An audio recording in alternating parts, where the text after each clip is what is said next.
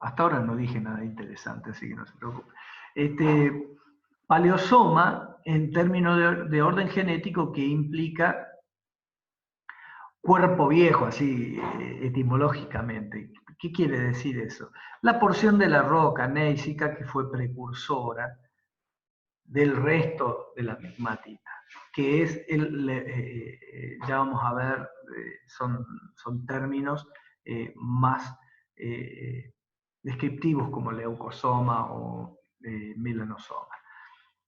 Es la porción de la roca desde la cual el resto de la roca se ha generado el paleosoma. ¿Sí? El neosoma son las partes de la migmatita formadas por el proceso mismo de fusión parcial. ¿Sí? Y dentro de esto incluimos dos porciones llamadas leuco y melanosoma. Curiosamente, estos términos, leucosoma y melanosoma, son términos puramente descriptivos. Implican la porción de la roca que es rica en minerales félsicos, leucosoma, ¿sí? O sea, cuarzo, feldespática, con cierta cantidad de plagioclasa, dominada por cuarzo y feldespato.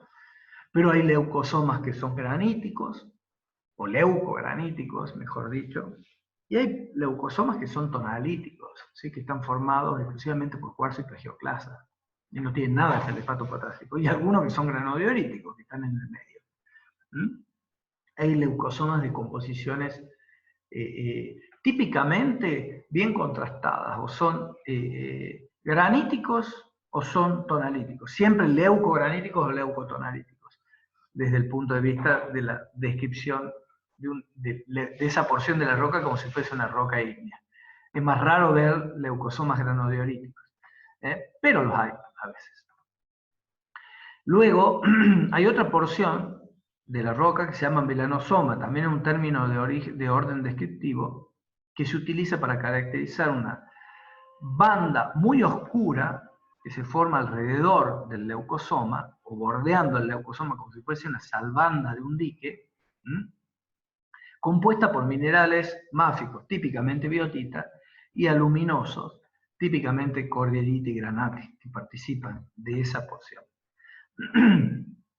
Entonces, se piensa que son la acumulación, o se interpreta como la acumulación de minerales refractarios, minerales que no son capaces de fundirse, o que son peritécticos a la reacción de fusión. Es decir, hay una reacción que involucra fases sólidas para darme un fundido, pero también esa reacción genera algunas fases sólidas extras durante la anatexia. Y por último está mesosoma, también un término de orden descriptivo que sirve para caracterizar la porción de la roca que tiene un aspecto intermedio entre el leucosoma y el melanosoma, típicamente la roca neisica, ¿sí? O metamórfica, de la cual uno piensa se ha formado el neosoma, es decir, se paraleliza el término mesosoma, que es puramente descriptivo, es mejor utilizarlo así.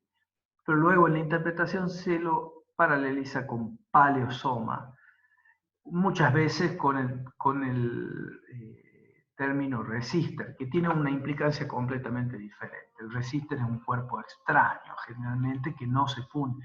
No extraño, pero es una porción de la roca que directamente no se funde. Entonces, resister son porciones de la roca original que no pueden fundirse, ¿sí? Usualmente porciones metacuarcíticas, intercalaciones anfibolíticas, todas rocas que tienen una temperatura de solidus mayor o que son incapaces de fundirse por lo refractarias que son.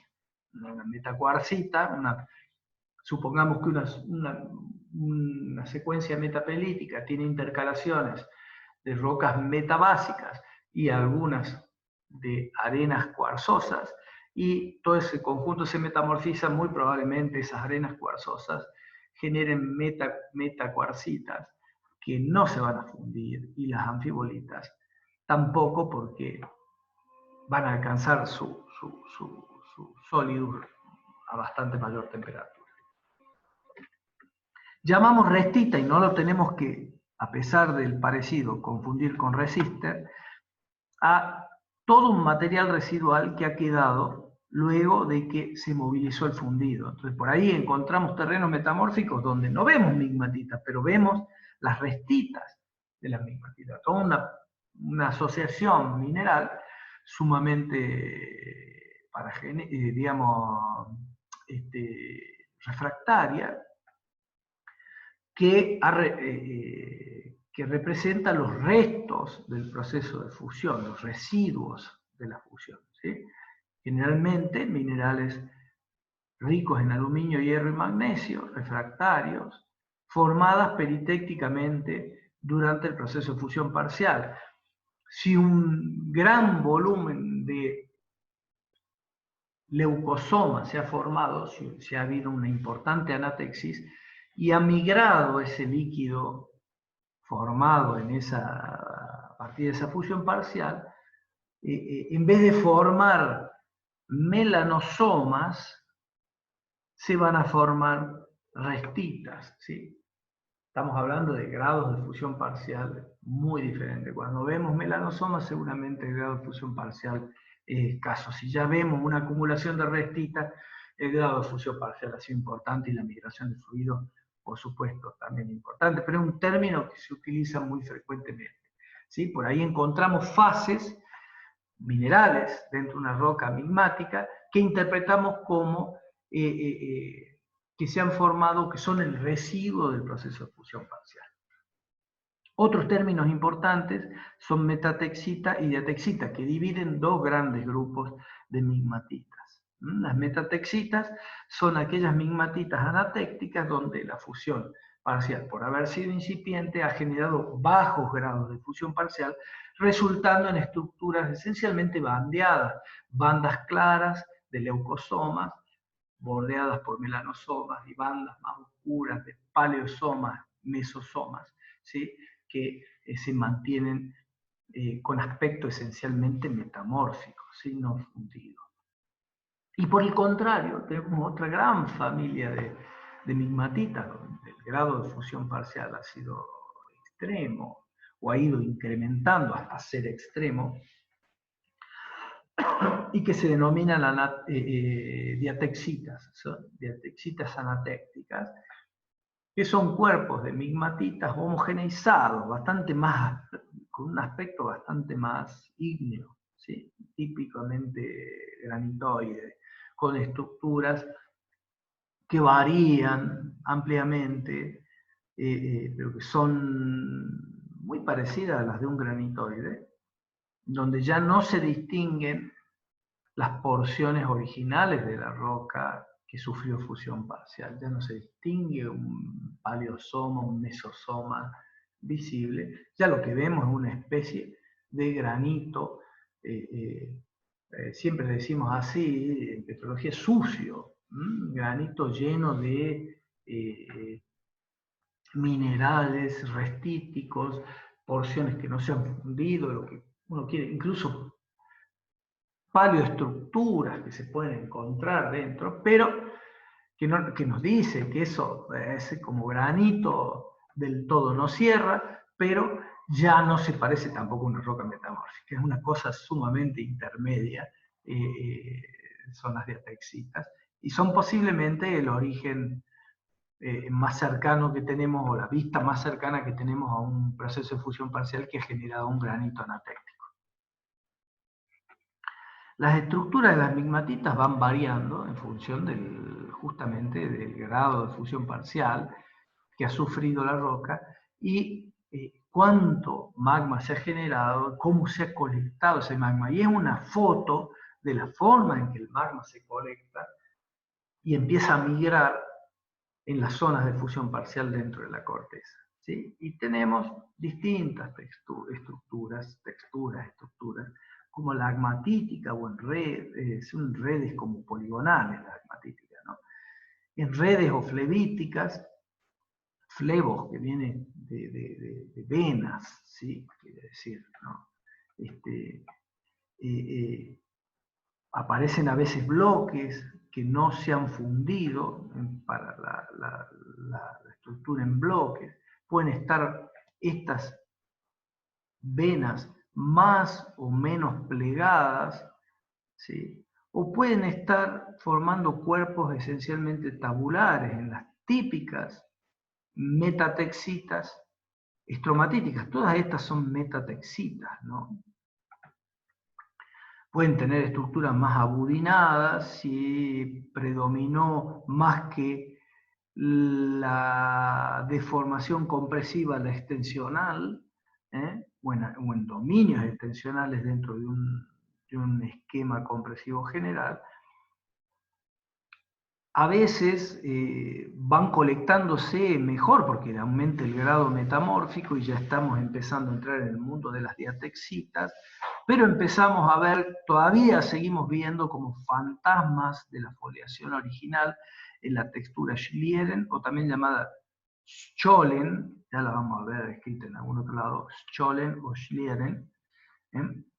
Y si ya hay una mayor homogeneización, increyendo, digamos, va creciendo esa homogeneización, empezamos a ver la estructura nebulítica, donde ya se van perdiendo los elementos de foliación propio de la roca metamórfica, hasta que llegamos a la estructura diatexítica u homogénea propiamente dicha, donde ya no distinguiríamos la roca de un granito, por ejemplo. Sería muy difícil distinguirla.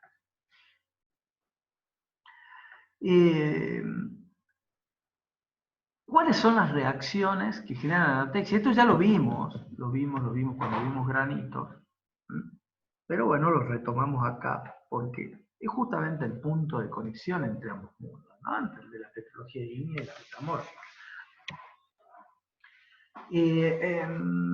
Sobre todo la del mundo de los granitos, porque por reacciones metamórficas en la corteza de anatexis no se forman los basaltos, ¿sí? Se forman solamente líquidos graníticos. ¿Por qué no se forman basaltos? Justamente porque las reacciones que ocurren en las rocas metamórficas fértiles, o sea que pueden generar fundidos parciales, a presiones y temperaturas propias de la corteza, son las que derivan de la desestabilización de las micas. Y las micas están las micas son abundantes en las metapelitas, particularmente las metapelitas, o en rocas donde hay abundancia de cuarzo, feldespato y plagioclasa, y presencia de micas. O sea, todo el mundo de las rocas pelíticas y cuarzo feldespáticas, que son las que tienen puntos también de fusión sólidos relativamente bajos, que son las temperaturas propias a las que podemos alcanzar en la corteza. Siempre y cuando tengamos presión de fluidos igual a la presión total. ¿Qué implica eso? Que el sistema esté saturado en agua. Esencialmente eso es lo que significa. Entonces a 650, 670 grados centígrados, dependiendo un poquito de la composición de la roca, acontece una reacción sumamente importante que marca una isograda de alto grado, digamos así, muy conspicua, que es la isograda de Muscovita-Out. ¿Qué es eso? Una reacción mapeable en el campo por desaparición o desestabilización progresiva de muscovita en presencia de cuarzo, que era un par, como vimos hace un rato en las metapelitas, que acompañaba a toda la evolución de la metapelita justamente hasta el grado alto. Donde se desestabilizan, empezamos a entrar en la fase de granulita. Y si hay presencia de agua suficiente o asistencia de agua suficiente, presión parcial de agua elevada, más que entrar a la granulita, lo que va a producirse es justamente la fusión parcial por esta reacción. Entonces, la reacción consume muscovita y cuarzo, que son los minerales más abundantes de las metapelitas, hasta la fase de anfibolita, para darnos silimanita, feldespato potásico y agua, de los cuales la silimanita va a quedar como un mineral sólido, digamos, una fase sólida, un mineral, mineral sólido, como decir agua líquida, ¿sí? Un mineral que es la fase sólida peritéctica de esta reacción que conduce a la fusión parcial,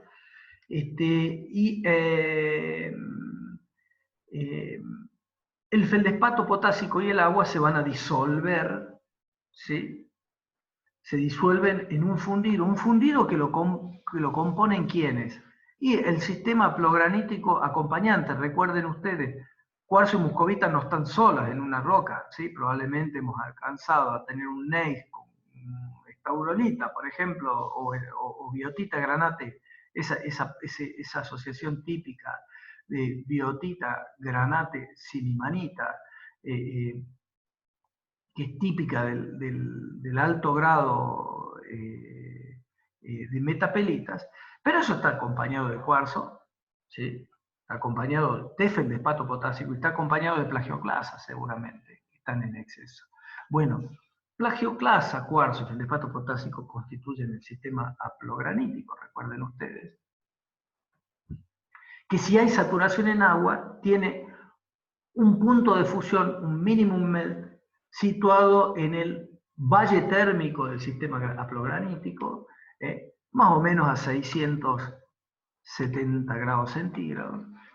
Y esa tríada se funde en presencia de agua espontáneamente, ¿sí? Generando un fundido congruente, pero que a la vez es asistido por esta reacción que genera un fluido incongruente, ¿sí? Rico en feldespato potásico y agua, y con una fase peritéctica sólida acompañante, silimanita.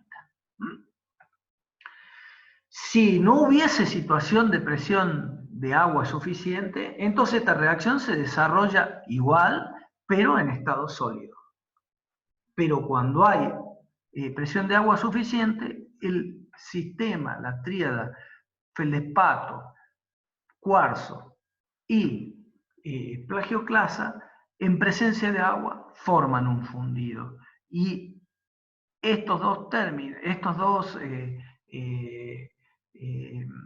componentes, feldespato potásico y agua, se disuelven, incrementando el volumen de ese fundido, ¿sí? Y esa reacción surge del cruce, digamos, el fundido surge del cruce de dos curvas, la curva de sólido saturado, ¿sí? En agua, este es el sólido granítico saturado en agua, y la curva de la reacción muscovita más cuarzo, que es esta.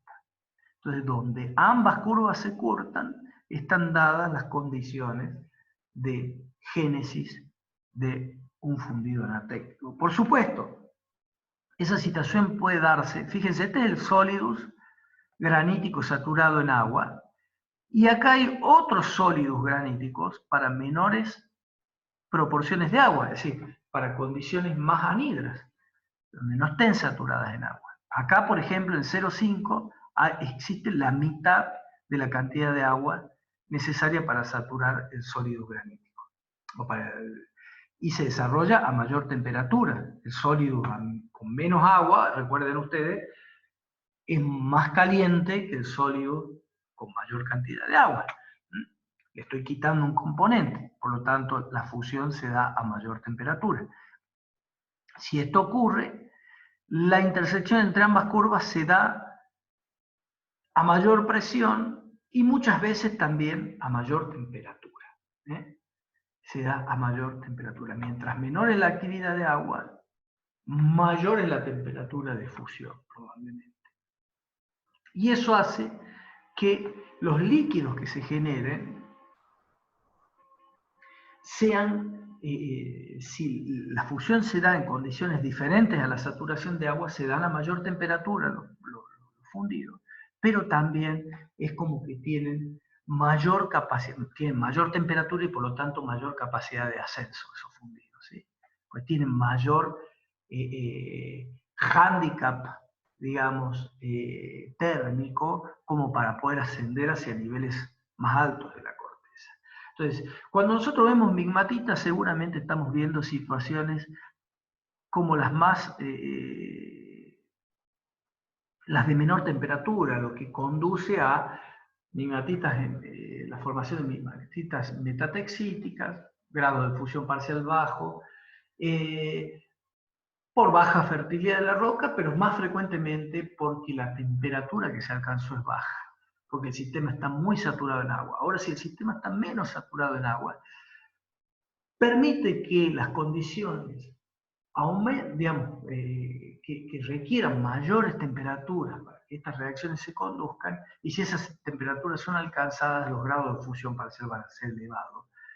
Y la inercia térmica que van a tener los fundidos que allí se generen van a ser muy elevados también. Por lo tanto, se van a poder colectar y formar cuerpos graníticos más grandes, a su vez generando migmatitas cada vez más homogéneas, más parecidas a un granito y eventualmente un granito anatéctico. No es la única reacción que ocurre. Cuando se consume toda la biotita, todavía hay un reservorio de agua importante en las rocas, que es la biotita, ¿sí? Que es el otro filosilicato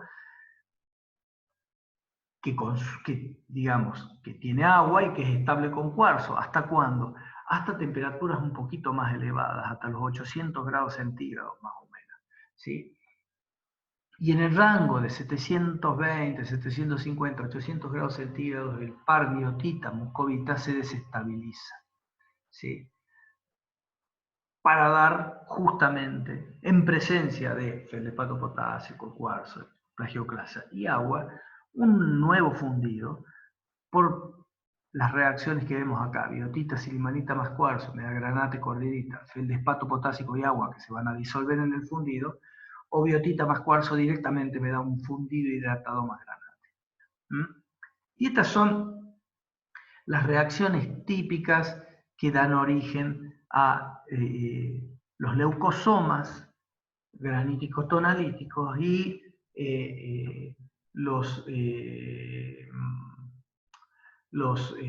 la posibilidad de que se generen migmatitas a diferentes temperaturas y cada vez más homogéneas en el tiempo, ¿sí?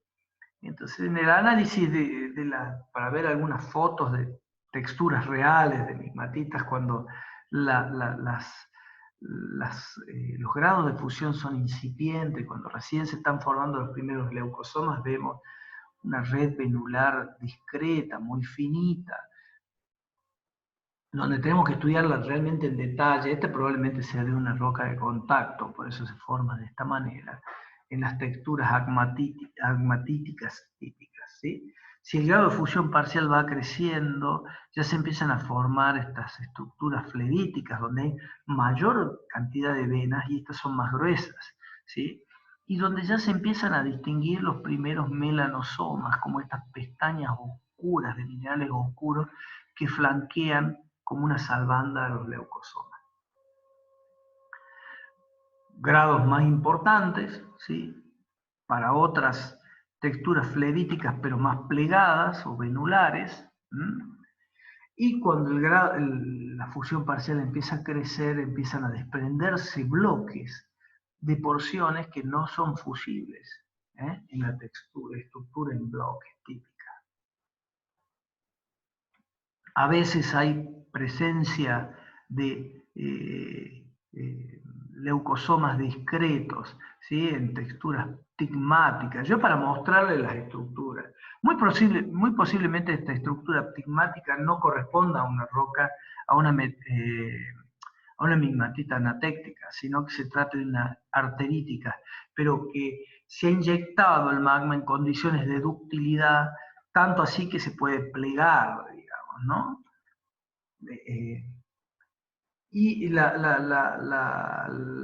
estrella de las metatexitas es la migmatita estromatítica. No confundirla con los estromatolitos, ¿no? Estromatítica significa como cuerpos tabulares, ¿sí? Como tablas. ¿Tablas de qué? De leucosomas que alternan con porciones mesosomáticas o melanosomáticas. Si la homogeneización es más grande, empieza la roca a parecerse a un granito.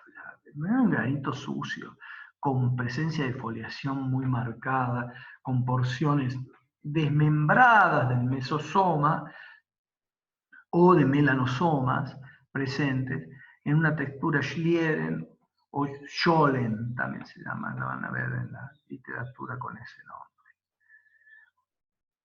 una textura más homogénea, nebulítica, ¿sí? Parece un cuerpo ígneo, empieza incluso a desarrollar el afloramiento, abochado, pero una yacencia prácticamente plutónica. Bueno, se va a cortar, chicos.